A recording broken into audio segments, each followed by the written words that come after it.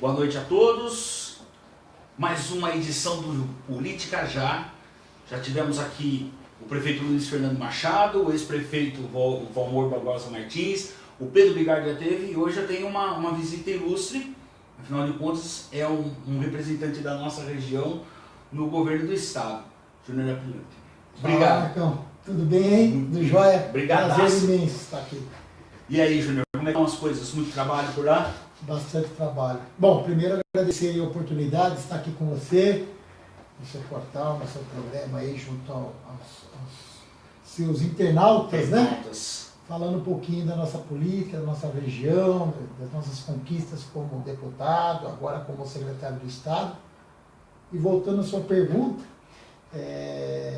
trabalhando bastante. Hoje já saí aqui de Jundiaí, passei Várzea, fui para São Carlos numa agenda com o governador do estado, entregando... Quantos quilômetros? São Carlos daqui dá mais ou menos uns 200 quilômetros. Daí fui para São Paulo, na secretaria, e agora estou aqui, no seu programa. E amanhã acorda que horas? Eu acordo cedo, sempre acordei muito cedo, Marcos. Eu desde estou com 45 anos, desde os 20 anos aí que eu acordo 5, 6 horas da manhã. Sempre trabalhei muito e sempre... Eu gosto de manhã, né? Porque eu sempre saí muito cedo de casa, sempre mexi com obra, então eu chegava junto com o pessoal que ia trabalhar, com pedreiros, empreiteiros, aquela coisa toda. E eu sempre cheguei muito cedo, sempre saí muito cedo de casa. Então era 6, 6 e meia, 7 horas eu estava tomando um café nas padarias e indo para as obras. Para quem não conhece o Aprilante, ele é de Várzea Paulista, de uma família tradicional de Várzea. O pai dele foi prefeito, correto? Meu avô foi o primeiro. Eu sou natural de Jundiaí. Nasci em Jundiaí. O meu pai foi prefeito de Várzea. O meu avô foi o primeiro prefeito, em 65. E o meu pai foi o terceiro em 73, quando eu estava nascendo. E eu fui vice-prefeito em 2005 de Várzea Paulista. Mas eu sou natural de Jundiaí.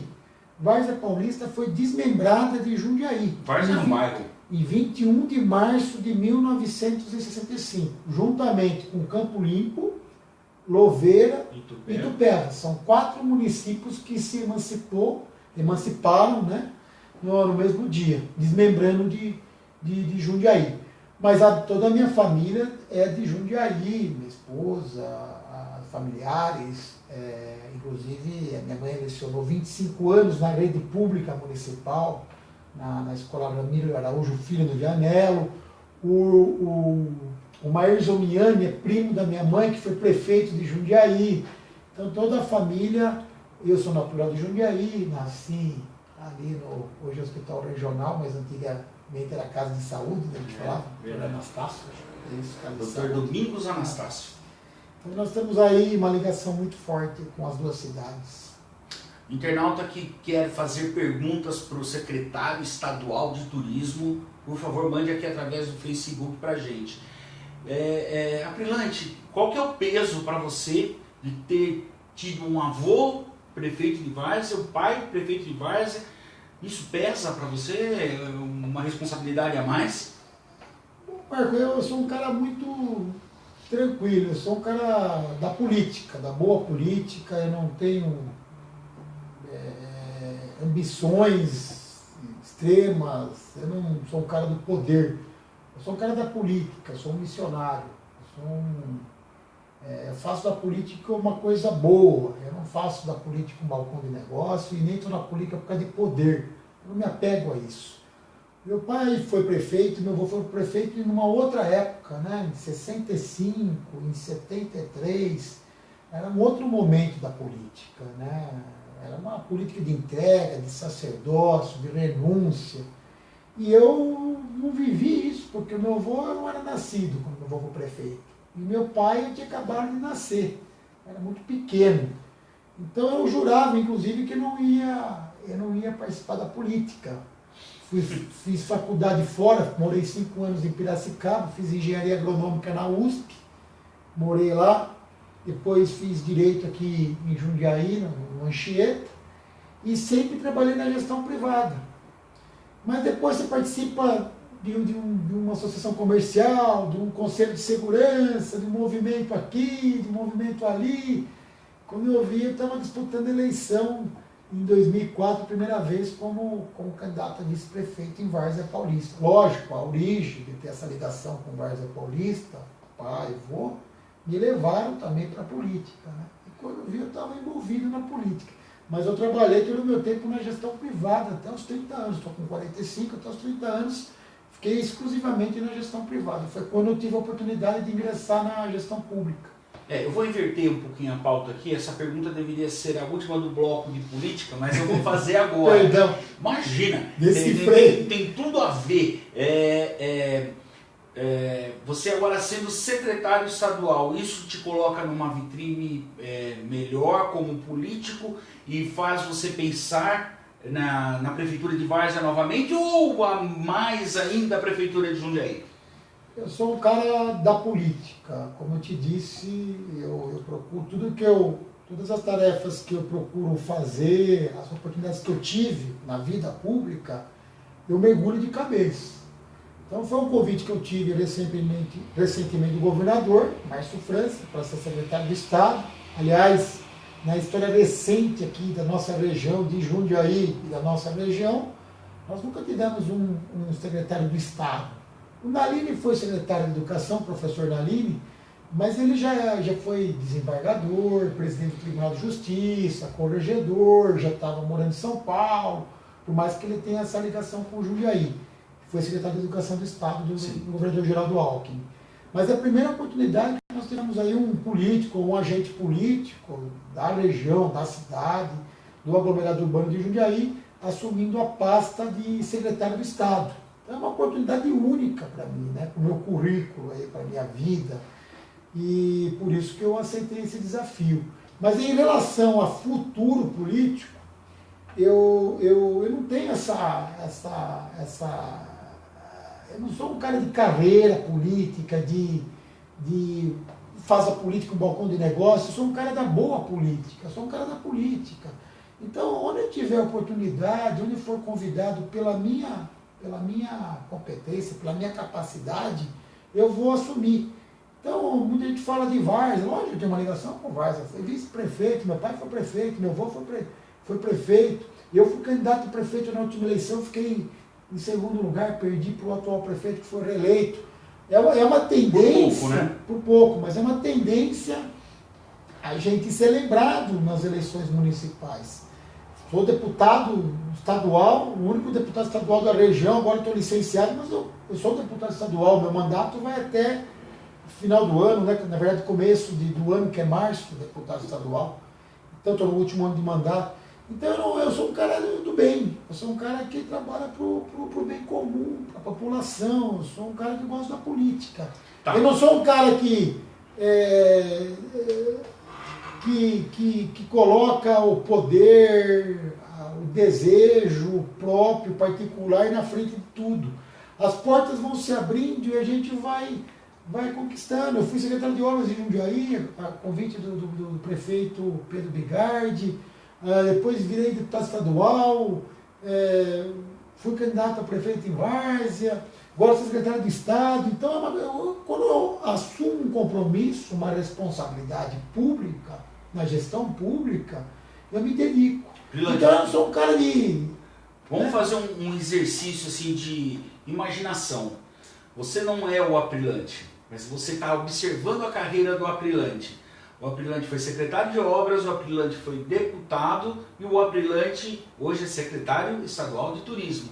Esse cara, não é turista. Esse cara, o Aprilante, ele tem credencial para ser ou almejar até uma prefeitura de Jundiaí. Sim, lógico. Para mim colocar à disposição e topar ser um candidato a prefeito em Várzea, um candidato a prefeito em Jundiaí ou alguma outra cidade, primeiro eu quero estar preparado. Eu não abro mão da gestão. Né? Eu sei que a gestão privada é diferente da gestão pública, tem as suas características, até porque eu vim da gestão privada e estou na gestão pública, mas eu quero ter condição e capacidade de tocar aquele desafio, aquela função. Isso é muito importante, porque normalmente o candidato, ele é meio que irresponsável na campanha. Ele fala, bate no peito, que vai fazer isso, vai fazer aquilo, né?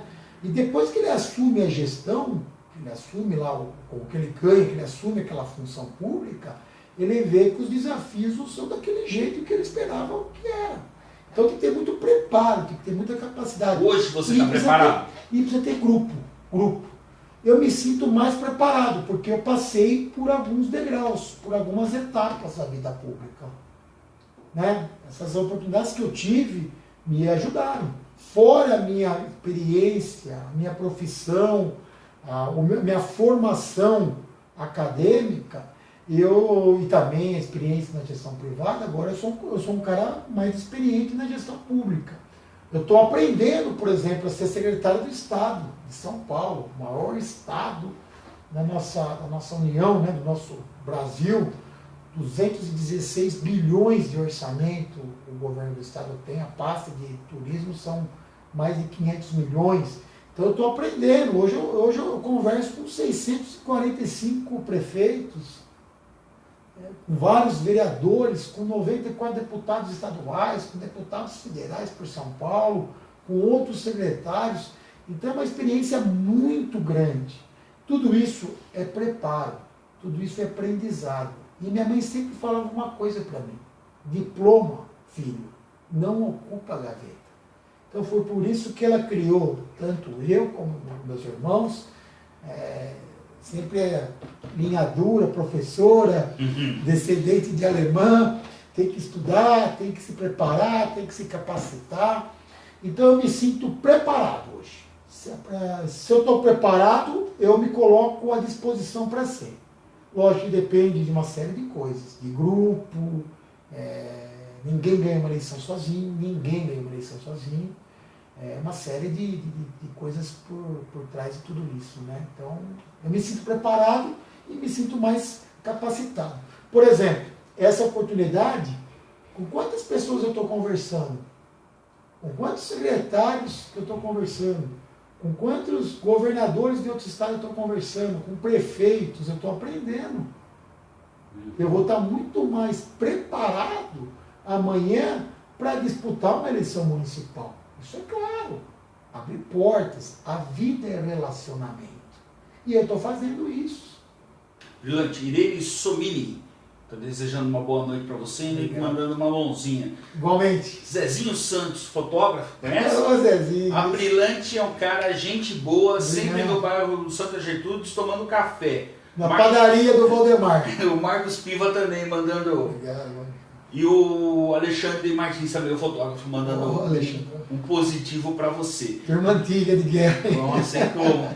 Como era o relacionamento do deputado Aprilante com a atual administração e como é agora o secretário de turismo com a atual administração de Jundiaí?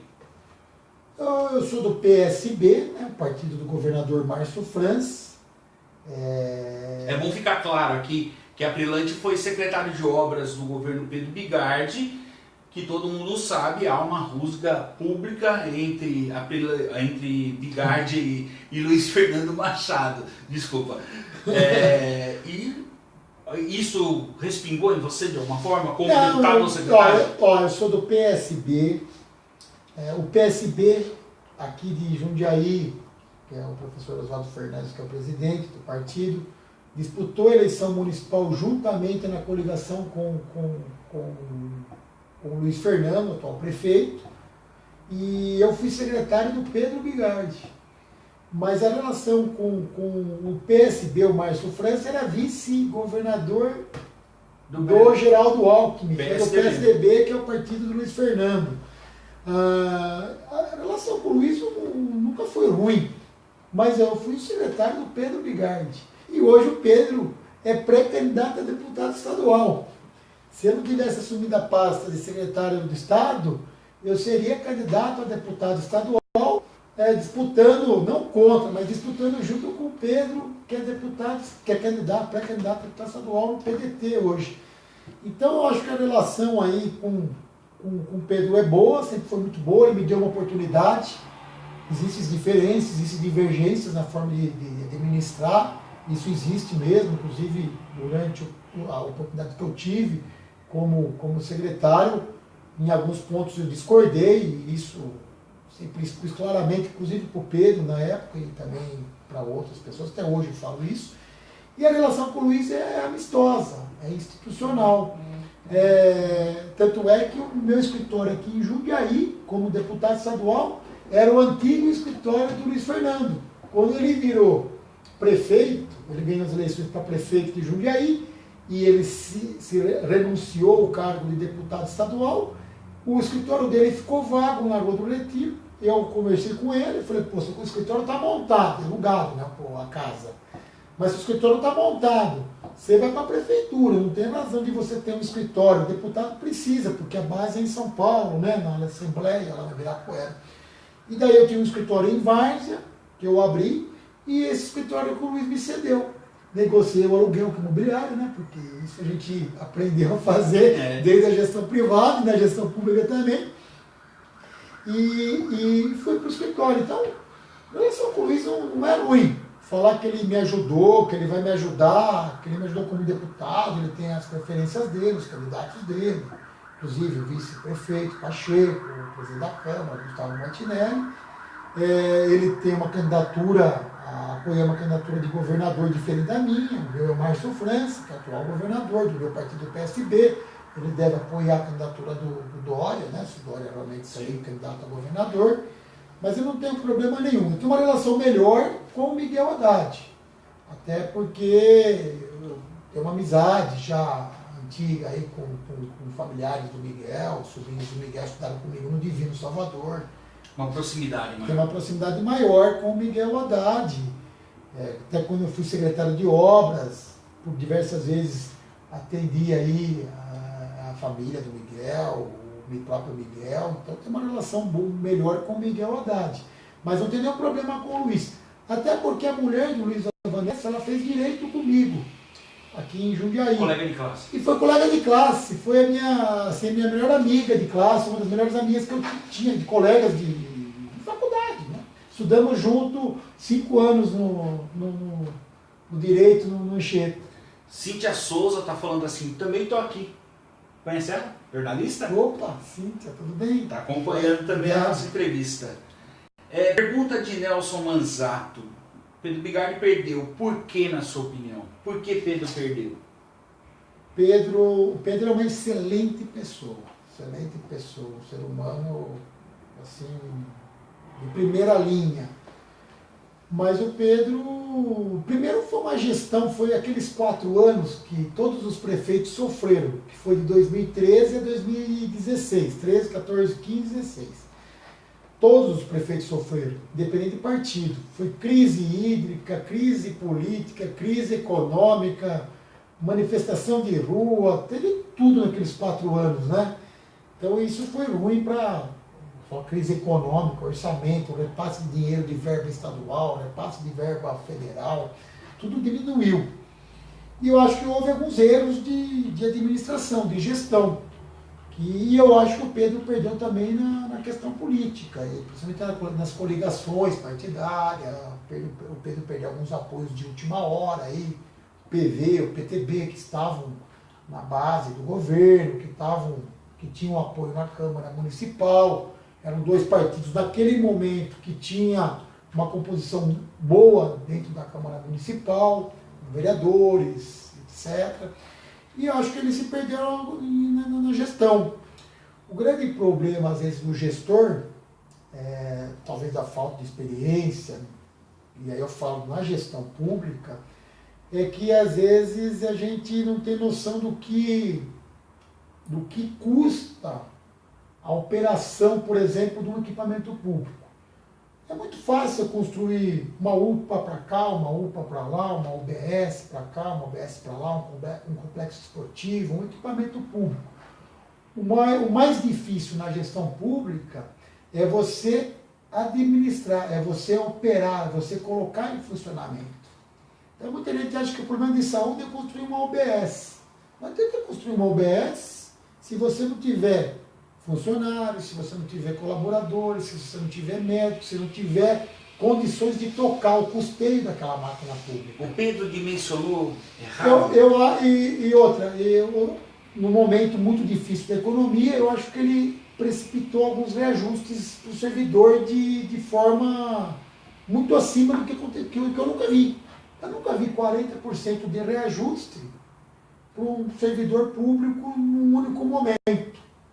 E outra, deu para algumas categorias só. Isso teve um efeito cascata. Nós temos 8.000 servidores aqui em Jundiaí, concursados, né? E o Pedro deu 40% de aumento para os procuradores, lá, para os advogados, que foi o efeito cascata, que transformou para os engenheiros, e foi embora. Só que ele não conseguiu dar esse aumento para todos os servidores públicos. E num momento muito difícil. E outra, 40%. É muito. Era muita coisa. Mas teve maldade? Não teve maldade, muito pelo contrário. Né? Eu acho que foi isso, o momento, a questão também, a crise da esquerda, principalmente aí do PT, com tudo que aconteceu, Lava Jato, a crise aí com o impeachment da Dilma. O Pedro sempre teve uma tendência de esquerda, já foi do PT, teve no PT 22 anos, depois do PCdoB, inclusive eu tive no PCdoB. Então eu acho que também isso influenciou um pouco, tanto é que o PT tinha mais de 70 prefeituras no estado de São Paulo. E ganhou só 8 prefeituras na última eleição de 2016. E perdeu as principais prefeituras. Então teve essa onda, alguns dizem que é uma onda azul, ou uma onda vermelha que não teve, que já aconteceu lá no passado, em 2002, lá logo pós a eleição do Lula ali. Então tudo isso acho que influenciou. Mas o Pedro é uma pessoa do bem, uma pessoa muito boa, uma pessoa que trabalha com o coração. Você tocou num ponto aí que é um... Mas aí tem a questão da gestão. Um dos motivos da discórdia entre Pedro e Luiz Fernando, que são as UBSs. O Luiz Fernando... UPA, né? Isso. Ele diz que há erro de projeto. O Pedro diz que é alguma coisa que não... Seria coisa simples de se resolver. Afinal de contas, que erro é esse que aconteceu? Deixa eu te falar isso. Bom, primeiro... Até porque estava na tua mão isso. Na verdade, como funciona? Eu era secretário de obras. Quando você vai construir um prédio, um equipamento para a saúde, quem define a diretriz, o projeto, a estratégia, quem coloca o recurso, não é a Secretaria de Obras, é a secretaria que é requisitante, ordenadora de despesa, no caso a saúde. Se eu vou construir uma escola, quem define o tamanho dessa escola, o lugar que essa escola vai estar e quem vai pagar o custo dessa obra é a Secretaria de Educação. Então, obras desenvolve ali o projeto, obedecendo o que as diretrizes da saúde e toca a obra de acordo com o desempenho, de acordo com o fluxo financeiro da Secretaria de Saúde. Sim. Se tem dinheiro, se não tem dinheiro. Dinheiro não é de obras, o dinheiro é da saúde, porque é um equipamento de saúde, no caso a UPA. Os projetos da UPA, alguns já estavam acontecendo na gestão anterior do Miguel.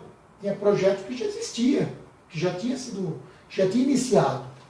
E a maioria dos projetos foram contratados. Foi feita uma licitação, onde se contratou uma empresa que ganhou o processo licitatório. Lógico, quem não tem experiência de obra, quem nunca construiu nada, quem nunca administrou nada, tem dificuldade de enxergar isso. Eu construí diversas obras, na gestão privada e na gestão pública. E toda obra tem problema. Tem adequações que tem coisas que você não enxerga e que durante a obra você vai resolvendo. Então, coisas de fácil resolução. Os projetos foram desenvolvidos, boa parte pelos engenheiros concursados da prefeitura. A grande maioria, na Secretaria de Obras eu tinha 5 ou 6 pessoas comissionadas. A grande maioria era tudo concursado. De carreira. Exatamente, engenheiros de 20, 25, 30 anos. Os projetos complementares foram contratados, então são engenheiros, arquitetos, que assinaram responsabilidade, a RT, pelo projeto, tem responsabilidade pelo projeto, E se houve algum tipo de problema durante a execução da obra, é normal, porque isso acontece em qualquer obra. Talvez a falta de experiência do Luiz Fernando, e também essa questão de jogar a culpa um no outro, porque o grande problema não é a obra, o grande problema é a operação, ou seja, o custeio. Para fazer uma UPA, que custa aí 4, 5, 6, 7 milhões, uma UPA maior, aí você, 3, 4, 5 meses de operação, você constrói uma UPA nova. Então o problema hoje é o custo de 1 milhão, 1,5 milhão por mês para você funcionar uma UPA. O Aprilante, se você fosse o prefeito de Jundiaí, você teria feito UPAs desses tamanhos? Não. Você chegou a falar isso para o Pedro? Falei para o secretário de saúde na época, falei isso para o Pedro. Eu acho que, volto a falar, você construir um equipamento público, uma unidade de saúde, uma UPA, é fácil. O duro é você funcionar. Eu acho que 4 UPA era muita coisa. E outra, você nunca mais fecha a porta. Você nunca mais. Não pode fechar, você constrói um equipamento público, principalmente de saúde, educação, esporte, mas principalmente de saúde, você nunca mais fecha. Então eu não teria feito as 4 UPAs. Você foi voto vencido? Você chegou a falar, olha, eu não participava das decisões, eu não era da cúpula de decisão. Né? Então eu não tinha essa autonomia para discutir isso. Mas eu sempre contestei, tanto com o secretário de saúde anterior, né, que teve 2 ou 3 secretários de saúde ao longo dos 4 anos do Pedro, e como com o atual. Mas as obras já tinham iniciado, né? Não dava mais para... E daí teve toda aquela crise, né? Dificuldade de repasse do governo federal, o próprio município tem uma capacidade de investimento pequena, aumentou a folha em 2013, a folha de pagamento dos servidores públicos de Jundiaí em 2013 era em torno de 660 milhões. Ela chegou em 1 bilhão em 3, 4 anos. Hoje ela é em torno de 1 bilhão aproximadamente. Luiz Fernando tem uma certa razão, então quando ele fala, ele argumenta isso da folha de pagamento, aumento de custo da prefeitura. O aumento do custeio aconteceu. Quando você, igual em casa, o orçamento público é a mesma coisa que o orçamento doméstico, nas devidas proporções, lógico. Mas quando você aumenta o custeio, né, conta de água, conta de luz, a conta de telefone, a empregada, o custeio ali, você diminui a sua capacidade de investimento. Então você vai ter menos dinheiro para sair com a sua família, para você viajar, para você trocar o seu carro, para reformar a sua casa. Né? É assim que funciona. E na máquina pública é a mesma coisa. Você aumentou o custeio, o orçamento de Jundiaí é mais de 2 bilhões. Você aumentou o custeio, você diminuiu a sua capacidade de investimento. O que é o custeio? A folha, o dia a dia, a manutenção da prefeitura. Por isso que antes de você construir um equipamento público, você tem que pensar bem se realmente precisa, se às vezes não tem um próximo que pode ser ampliado, reformado, porque quando você construir, terminou, beleza, paguei. E aí, vamos operar, vamos funcionar. Tem médico? Ih, não tem médico. Tá difícil. Você já viu o currículo de médico? Eu nunca vi. Ah, colaborador, quanto que vai custar essa UPA? Quanto que vai custar essa UBS? Quanto que vai custar essa escola para funcionar?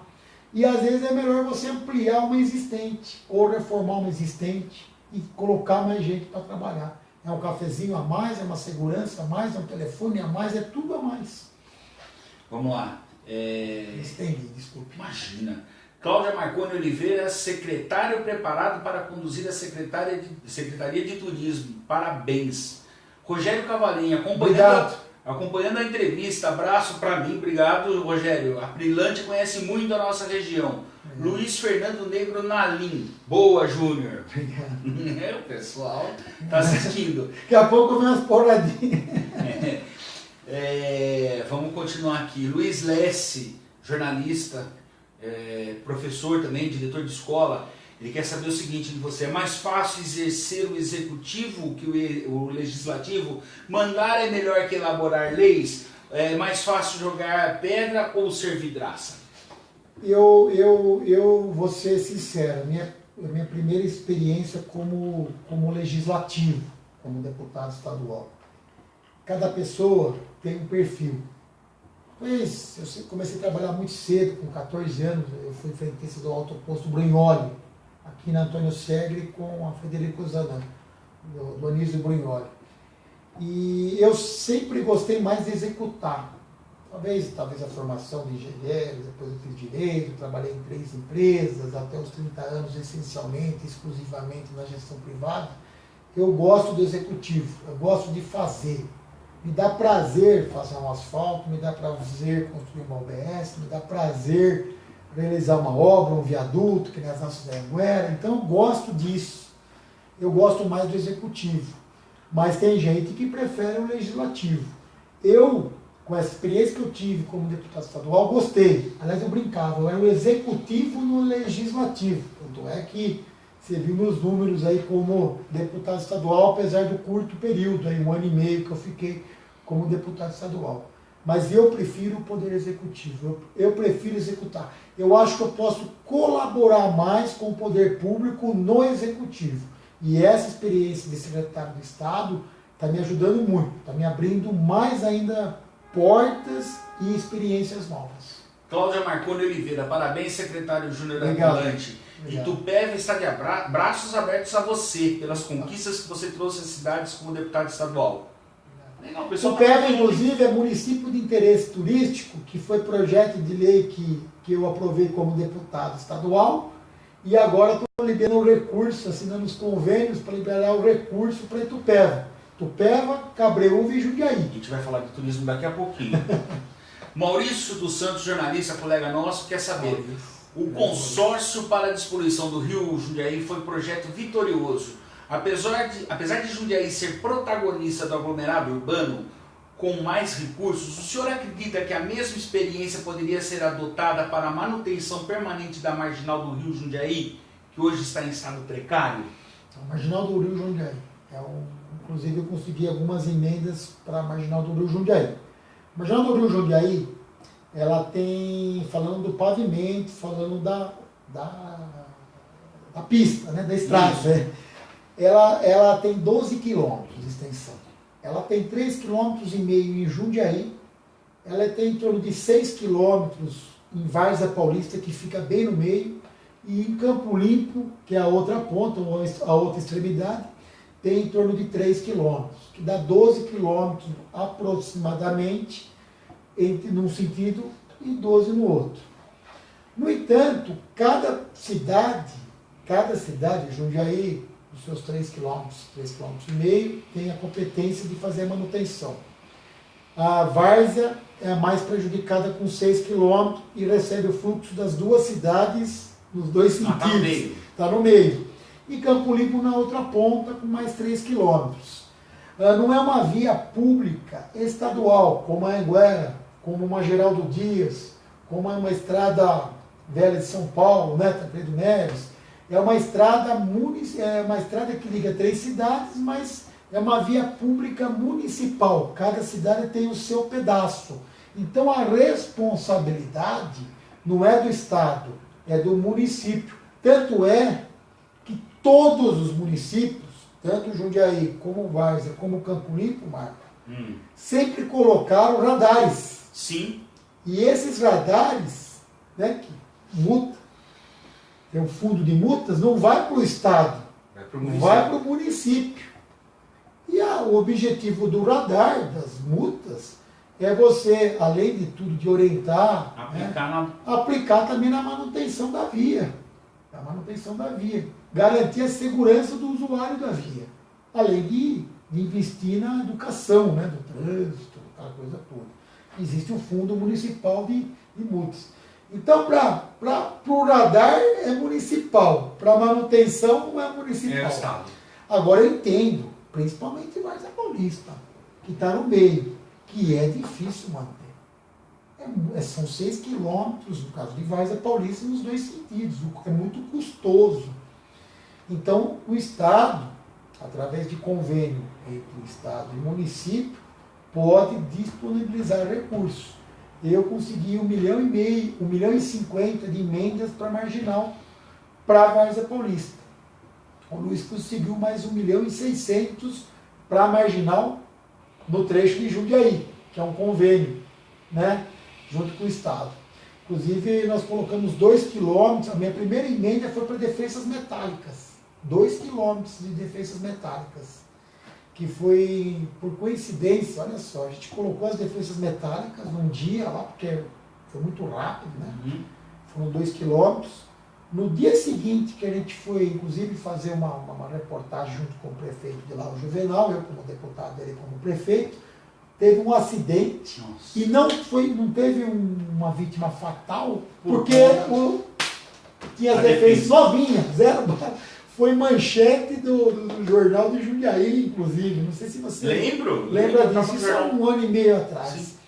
Então, a manutenção da via é de responsabilidade dos municípios. Mas eu entendo que o governo do estado tem que colaborar. Inclusive, o governador Márcio França, ele, muito que breve, inclusive acredito que esse mês, comecinho do mês que vem, vai anunciar aqui na região, no aglomerado urbano de Jundiaí, vários convênios para recapeamento asfáltico. Vários. Jundiaí deve ser contemplado com 4 milhões, Várzea com 2 ou 3 milhões, Campo Limpo mais ou menos com isso, para recuperação asfáltica na cidade. Daí o prefeito decide aonde que ele vai colocar. Jundiaí agora, na semana passada, acho que quinta ou sexta-feira, publicou que mais uma comissão aprovou o bilhete único na Assembleia Legislativa. Projeto de lei, meu. Sim. Como é que está isso? Eu fiz 39 projetos de lei e fiz um projeto de lei complementar. Deu 40 projetos de lei, no ano e 4 meses. Inclusive, bati um recorde aí comparado com os outros deputados. Um dos projetos era a criação da região metropolitana de Jundiaí, que daí Jundiaí é aglomerado urbano. Sendo região metropolitana, ela tem direito a um recurso. Ela entra dinheiro. Como Campinas, como Baixada Santista, como São Paulo, como Ribeirão Preto, como São José dos Campos. Que é verdade que dizem que Jundiaí nunca vai ser uma região metropolitana por estar muito próximo de São Paulo e de Campinas? A gente estaria... A decisão não é por esse lado. Tanto é que Sorocaba é, Campinas é e São Paulo é. O Jundiaí tem 800 mil habitantes no aglomerado urbano de Jundiaí. Inclusive a ideia nossa era tirar Itatiba de Campinas e trazer ela para Jundiaí. Que tem mais a ver com a gente do que com eles. Exatamente. Não é esse a decisão, o requisito não é esse. Quantidade de habitantes? É a quantidade de habitantes e a relação entre as cidades. Quando é uma aglomeração urbana, que uma cidade influencia na outra, que os problemas são comuns, que transporte principalmente, meio ambiente, saneamento básico, quando existe as características desses municípios se confundem, que você não tem mais a percepção de divisão, de limite de município, um dos requisitos para decidir se essa região é uma região metropolitana. Que é o aglomerado urbano de Jundiaí vamos dizer assim, é um pré-requisito, é uma etapa nesse processo para se tornar uma região metropolitana. Uma região metropolitana, os problemas são incomuns, as cidades são interligadas, os problemas são comuns, a divisa não existe, né? As cidades não são ilhas, né? Os problemas se confundem. Então, existe uma população que migra diariamente de uma cidade para outra. Então, isso ajuda bastante na criação da região metropolitana. E o bilhete único tem tudo a ver. Tem tudo a ver com isso. Por quê? Quantas pessoas se deslocam de Campo Limpo para vir trabalhar em Jundiaí? Quantas pessoas se deslocam de Várzea por dia para vir trabalhar em Jundiaí usando ônibus? De Itupeva, de Louveira, de Cabreúva, mesmo de Itatiba, mesmo de Jarinu. E vice-versa. Então, você tem, por exemplo, de Várzea, são quase 20 mil pessoas por dia que usam o ônibus. De Campo Limpo, são 6, 7 mil por dia. De Itupeva está chegando já nesse número, bem próximo desse número, 5 mil pessoas por dia. Então você tem um movimento de gente se deslocando diariamente, uma migração diária para estudar, para ir trabalhar, para ir comprar, para ir no hospital, usando o transporte coletivo, né, o ônibus aí intermunicipal. Existe possibilidade então, a ideia desse bilhete... único era essa a ideia. Lógico que existe a questão predominante, seria você criar a região metropolitana, porque daí todo o processo licitatório era feito pela EMTU, Empresa Metropolitana de Transporte Urbano, né? Que daí hoje cada cidade tem o seu transporte municipal. Jundiaí tem uma empresa que opera, né? Várzea já tem outro, e o intermunicipal, que é a Rápido Luxo, é gerenciado pela Artesp. Então daí você mudaria todo esse cenário. Então a gente vai falar de Rápido Luxo. Mais uma pergunta do Maurício. Ele fala o seguinte: a concessionária Rápido Luxo Campinas, que não é rápida, nem é de luxo, e muito menos de Campinas, 3 mentiras, controla de maneira vergonhosa o sistema de transporte intermunicipal. O ônibus, no caso, é sinônimo de desconforto, insegurança, horários atrasados, e usuários tratados como gado. Não está na hora de pressionar a Artesp e mudar a tal situação? Ou os políticos têm receio de brigar com esses gigantes do transporte? Eu não tive, inclusive foi uma das minhas plataformas na campanha política em 2014 como deputado estadual, e desde o início eu estou lutando por isso. Eu fui para cima da Artesp, que controla, regula o setor, no caso do transporte intermunicipal. A Rápido Luxo Campinas está há muito tempo em caráter precário, ela tem uma permissão, ou seja, ela não participou de um processo licitatório, com um termo de referência, com edital, com regras claras. Ela teve uma permissão do Estado para fazer a operação há muito, muito tempo. Acho que essa permissão tem mais de 20 anos ou mais, é muito tempo. E nós, no primeiro ano, a gente foi para cima da Artesp. A Artesp iniciou um processo licitatório, onde ela ia escolher uma nova empresa para operar o sistema intermunicipal. Esse processo foi aberto, tinha a data marcada agora, era dia 15 de março, para abrir a habilitação das empresas concorrentes e abrir a proposta. Isso foi embargado pela Justiça, eu não sei se alguma empresa entrou, se foi o Ministério Público, porque nesse edital, nesse termo de referência, onde define, preciso aqui de uma empresa para fazer esse serviço com essa característica, com essa qualidade, com essas obrigações, e aí a gente entrou para pedir um ônibus com mais conforto térmico, ou seja, com climatizador, com ar-condicionado, tecnologia para definir onde está o ônibus, horário de espera, tentar cobertura de pontos de ônibus, pelo menos os de mais fluxo de gente. A gente pediu também um assento melhor. Tudo isso no termo de referência. Quando você dá permissão, Marco, faz serviço para... Não, você faz serviço. Quando você participa de uma concorrência pública, que vem diversas empresas, se bem que é um setor muito monopolizado. Tem razão o Maurício de falar isso. Foi o Maurício que perguntou. Maurício. Tem razão em falar isso. É um setor monopolizado. Então as empresas também se conversam, porque tem poucas empresas disputando. Mas quando você tem uma concorrência pública, você tem um processo licitatório, onde você tem um termo de referência que gerou um edital com as condições para atender aquele serviço, aquele objeto que foi motivo daquele certame, daquele processo licitatório, a empresa tem que atender. Inclusive tem sanções. Sabe quanto que é a multa hoje, se a Rápido Luxo comete algum tipo de deslize, de atendimento, de mau atendimento? Não chega a R$ 20 a multa. A própria Artesp me falou isso. Porque a permissão que foi dada lá atrás, permissão é caráter precário. Permissão é uma coisa que não tem uma concorrência, não tem um processo licitatório, não participou de diversas empresas. Então, é mínimo. Até a capacidade de fiscalização da Artesp fica comprometida. E por que não se caça essa permissão? Porque tem que ter outra empresa. Aí, o processo licitatório estava agora. Tramitou o ano passado inteiro. E agora a justiça eu fui mandou. diversas vezes na Artesp. E era para abrir as propostas dia 15 de março na sede do DR às 9 horas da manhã. Eu sei detalhes porque eu participei disso. Eu participei disso como fiscal, como deputado estadual fiscalizando o executivo estadual. Já que o transporte intermunicipal é de competência do governo do estado. A Artesp é uma agência ligada ao governo do estado. Sim. Não é de competência do município. Não era responsabilidade do prefeito de Jundiaí, de Várzea ou de Campo Limpo. É do governo do estado. Então a gente foi para cima, pedindo tudo isso. Tanto é que a gente conseguiu incluir no edital tudo isso que eu te falei.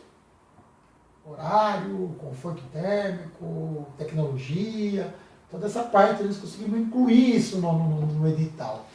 E o processo não conseguiu ser concluído. Tá suspenso.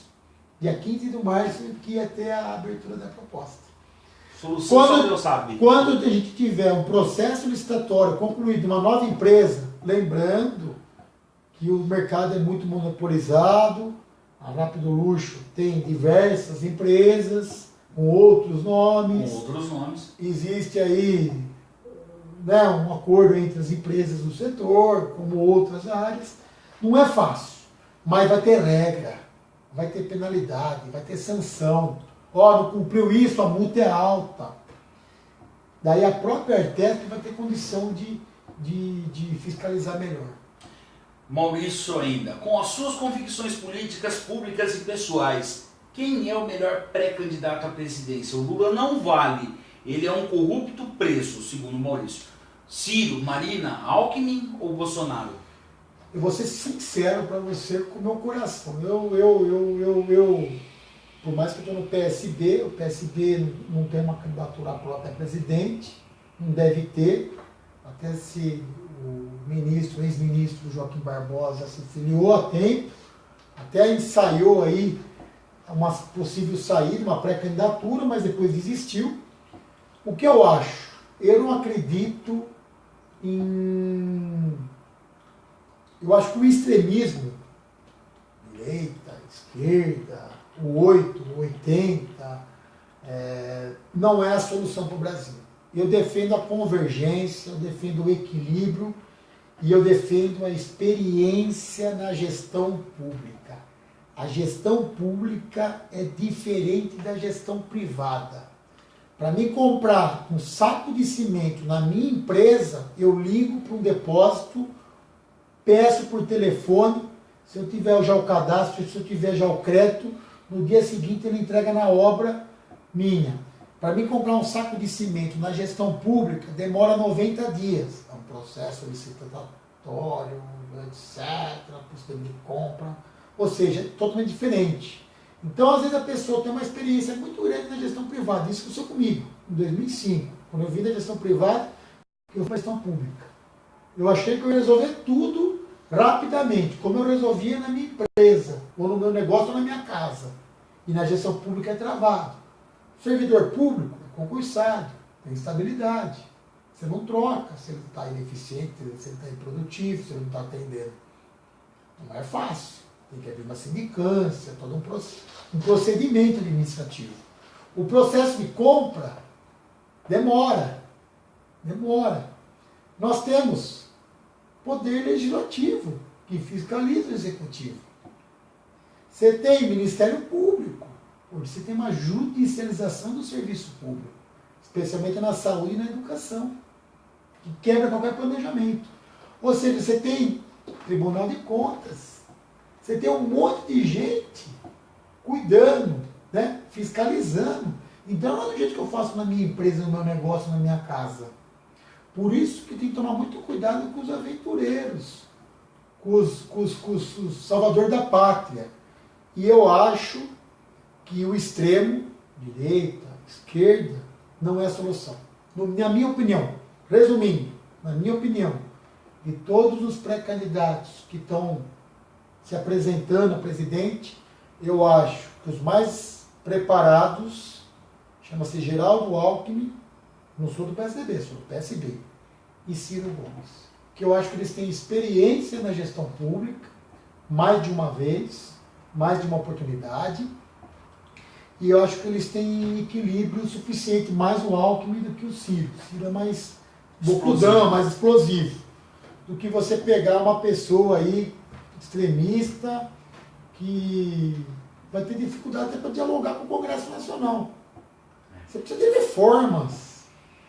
Você tem que passar pelo Congresso Nacional. Se você não tiver diálogo com o Congresso Nacional, como que você vai fazer as reformas tributárias, políticas, previdenciárias e outras, administrativas? Então é difícil, se você não tiver diálogo, não tiver preparo. Então, no meu ponto de vista, eu vou para o equilíbrio, eu vou para a convergência, unir. Temos que unir o povo, nós temos que ter um líder da nossa nação, que una a população, não que divide a população. Você acha que puxar para um lado, puxar para o outro, vai chegar em algum lugar? Não vai. Nós precisamos de unidade, nós precisamos de unificação, nós precisamos de convergência. E eu acho que os dois nomes são os mais preparados pela experiência, e nós vamos sentir isso. A hora que começar os debates, que começar a campanha, que cada candidato se apresentar, você vai ver o que eu estou falando. Tem gente que vai desidratar, tem gente que vai subir, tem gente que vai sair. Desidratar é ótimo, hein, Aprilante? Você vai ver, porque precisa de preparo. É gestão pública. Janaína Soares. Vamos dar um exemplo do Dória em São Paulo. Não era o cara do empresário, da gestão privada. Ficou um ano, tanto é que era o não político que ficou mais político que todo mundo em pouco tempo. Né? Aprendeu rápido. Janaína Soares Aprilante é o próximo prefeito de Várzea Paulista. Opa. Leandro Gari Júnior Aprilante, pessoa que batalha muito pela região, obrigado. Parabéns, merece obrigado. Mais reconhecimento da população. Obrigado. Antônio Carlos Mangini, obrigado Júnior por ajudar nossa Santa Casa com R$400 mil e muitas outras demandas de Cabreúva. Mandei emendas para Cabreúva. Mangini, presidente da Câmara, vereador e presidente da Câmara de Cabreúva, próximo prefeito de Cabreúva também, eu aposto muito no Mangini. Aliás, eu vou destacar, tem 4 vereadores do PSB lá, o Mangini, a Noemi, o Rogerinho da Máquina e o Márcio, que são excelentes vereadores, e nós conseguimos bastante coisa para Cabreúva, inclusive para a saúde de Cabreúva, para a Santa Casa foram 2 emendas parlamentares, para a PAI, e outras coisas mais que nós conseguimos lá para Cabreúva. Bom, agora a gente vai falar de turismo, claro. Mas dá tempo? Dá tempo, rapidinho. Era meia hora? Mais meia hora. Flávio Gramoleri Júnior foi seu colega de prefeitura, ambientalista aqui da cidade. Como está a política estadual para o ecoturismo? Já existe ou você pretende implantar? E o que você pensa para a região de Jundiaí? Nós temos, é legal, né, porque essa experiência do turismo, tanto é que quando o governador me fez o convite, eu falei para o governador, mas na parte de turismo, porque a minha experiência, a minha formação, a minha experiência sempre foi em obra, serviço público, saneamento básico, habitação, infraestrutura, né? Tanto em Jundiaí como em Várzea Paulista. Daí ele falou para mim, Júnior, você vai ver o que tem de obra no turismo. Você vai ver como que é a pauta, como que é a agenda do turismo. E daí eu fui pesquisar mais. Nós temos, até por lei estadual, nós temos 13 modalidades de turismo. Eu não consigo, talvez, falar as 13 assim, sem ler. Nós temos o ecoturismo, nós temos o turismo social, nós temos o turismo de negócio, nós temos o turismo religioso, nós temos o turismo de saúde, nós temos o turismo náutico, nós temos o turismo cultural, nós temos o turismo gastronômico, nós temos... São 13 modalidades de turismo. E aí, nós temos um fundo no Estado. Eu também fui pesquisar isso, que é um fundo chama Funtur. Fundo Melhorias para os Municípios Turísticos. Nós temos 70 instâncias turísticas, 70 cidades que são instâncias turísticas, E nós temos um projeto, né, inclusive, de criar 140 municípios de interesse turísticos, sendo que já tem 97 criados. Inclusive, eu participei da criação dos 97. Na nossa região, no aglomerado urbano de Jundiaí, tem Jundiaí, Cabreúva e Itupeva-Já. E tem projetos de outras cidades da região. São municípios que têm a vocação turística. Dentro de cada sua área, outros produzem frutas, outros têm um ecoturismo, outros têm um turismo de aventura, outro tem o turismo do esporte, o outro tem turismo religioso. Por exemplo, a Aparecida recebe 13 milhões de turistas por ano. A Basílica de Aparecida do Norte. Então, é uma cidade que tem um potencial turístico muito grande. São Paulo capital, recebe em torno de 15 milhões de turistas por ano. Negócio. 80% dos eventos, das feiras, dos negócios que acontecem no Brasil são em São Paulo. Então você tem vários tipos de turismo. E o ecoturismo está em expansão muito grande. Então você tem Socorro, tem diversas cidades, por exemplo, Socorro e outras cidades que têm aí essa vocação.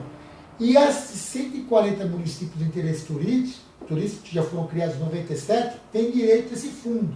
O fundo é 500 milhões por ano, 80% do valor vai para as instâncias turísticas, que são 70 municípios, e 20% do valor vai para os 140 municípios de interesse turísticos, que já foram criados em 97, que dá 600 mil por ano, inclusive Jundiaí vai receber, Cabreúva e Itupeva já a partir desse ano.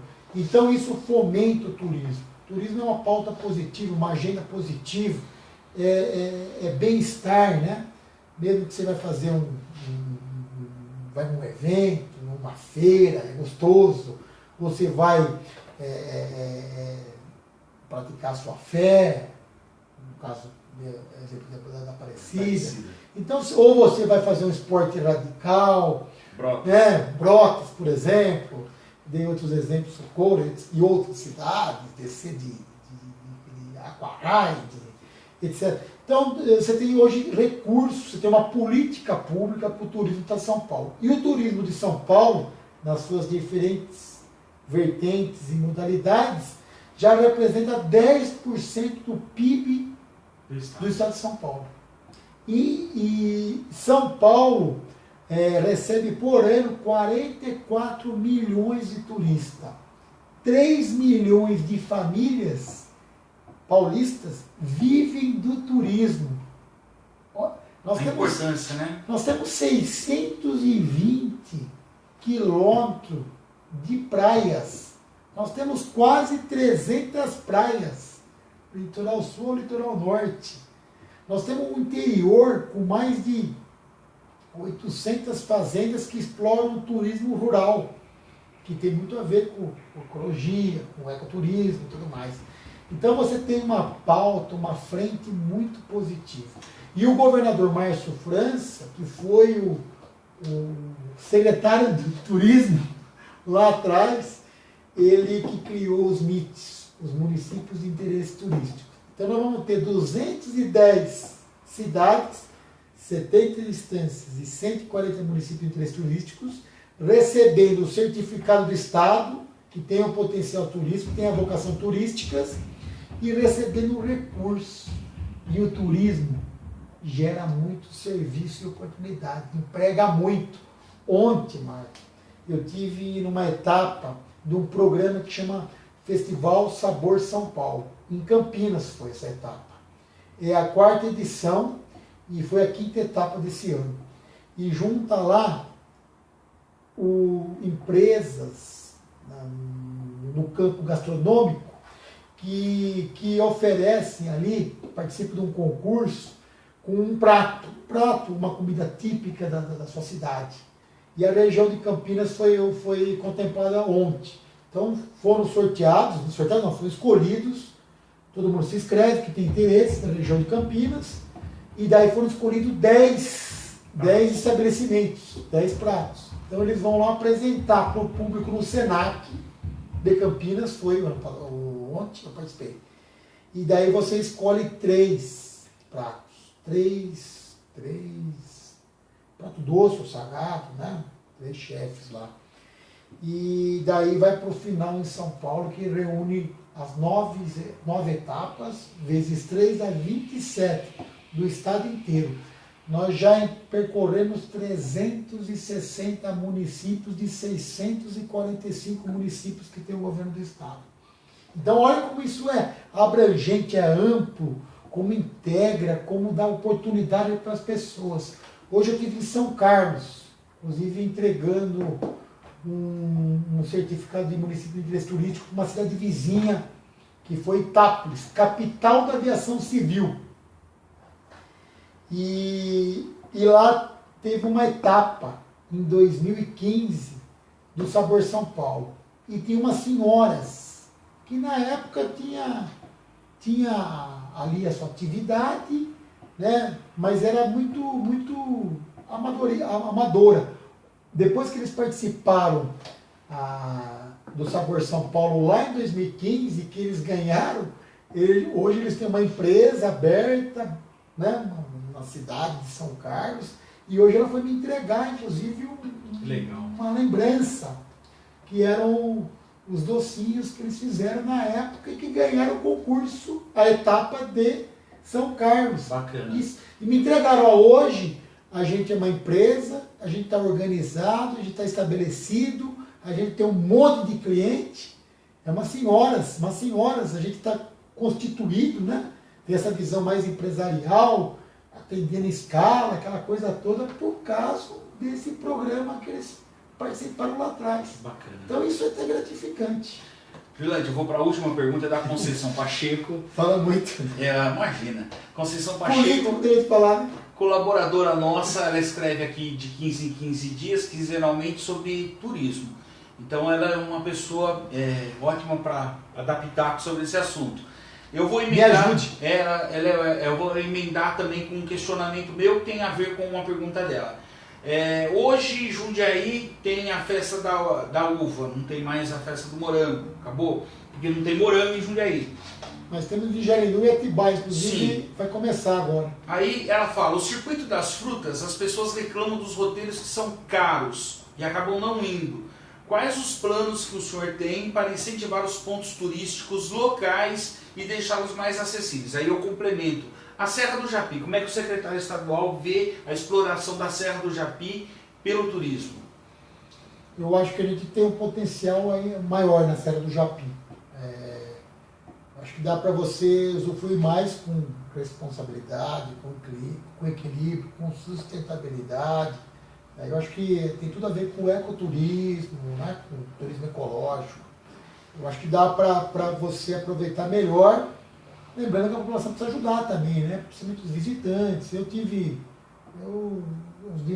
Uns meses atrás eu comprei uma bicicleta, Marco. Deu aquelas 5 minutos, eu fui comprar uma bicicleta. E comecei a dar umas voltas, andar. E eu fiz um dia eu fiz pela Serra do Japi. Andei quase 50 quilômetros esse dia, com alguns amigos que conheciam melhor. E ainda a população que usa, eu vi muita sujeira, muito lixo, atividades religiosas aí. Em local não correto, né? Então também a população precisa ajudar. Eu acho que ele tem um potencial muito grande com racionalidade, com equilíbrio. Jundiaí é município de interesse turístico. Projeto de lei, inclusive, que eu aprovei o ano passado. Esse ano já começa a receber dinheiro para explorar, fomentar o turismo na cidade. Lógico que a prefeitura que disciplina isso, onde que ela vai explorar. Nós fizemos a frente da vitivinicultura na Assembleia Legislativa. O que é vitivinicultura? Tanto a produção da uva como a produção da bebida derivada da uva. Ou o suco. Sim, o suco, tudo mais. Nós temos empresas importantes, tradicionais aqui na nossa cidade, Cerezer, né, Castelo, Toscano e outras mais aí, um monte de adegas. Então eu acho que a gente quer criar, estamos criando, inclusive tem uma rota Caxambu, que daria para você investir mais no turismo da cidade. Agora eu concordo, até talvez são poucas opções, e hoje tem um fluxo muito grande. O circuito das frutas circula quase 2, não é só Jundiaí, lógico, mas o Circuito das Frutas, que são várias cidades, circuita 1,8 milhões de turistas por ano. E lógico, a gastronomia puxa, né? Aliás, a gastronomia está linkada com o turismo. Né? Diretamente. Porque o turista, dependendo do turismo que vai fazer, ele se acomoda, né? Precisa de uma acomodação, ele compra, ele se desloca e ele consome, né? Ele come, né? Precisa. Então a gastronomia está muito linkada, ela está vinculada, ela está ligada com o turismo. Eu acho que a tendência é ter mais opções, até com o investimento do poder público, tanto municipal como estadual, e você criar opções mais baratas para o turista. Lembrando que nós estamos numa região entre Campinas, São Paulo, tem muita gente de São Paulo que tem um poder aquisitivo maior. Eu até brinco que é o com todo respeito ao paulistano, é o cowboy do asfalto, né? No verão ele se desloca para a praia, no inverno ou no final de semana ele se desloca para o interior, e daí ele sai de São Paulo, porque ele não aguenta mais, né? Com razão, viver em São Paulo, o dia de São Paulo é bastante cansativo, e ele vai para a chácara ou para a casa de campo ou para o hotel fazenda, mas ele quer que tenha McDonald's, delivery, posto 24 horas, conveniência, água encanada, esgoto tratado. Então tem brinco com o cowboy do asfalto. Então tem esse público também, que é um público mais exigente, que é um público que... Porque se os preços também estão mais altos, é porque tem um público que está consumindo.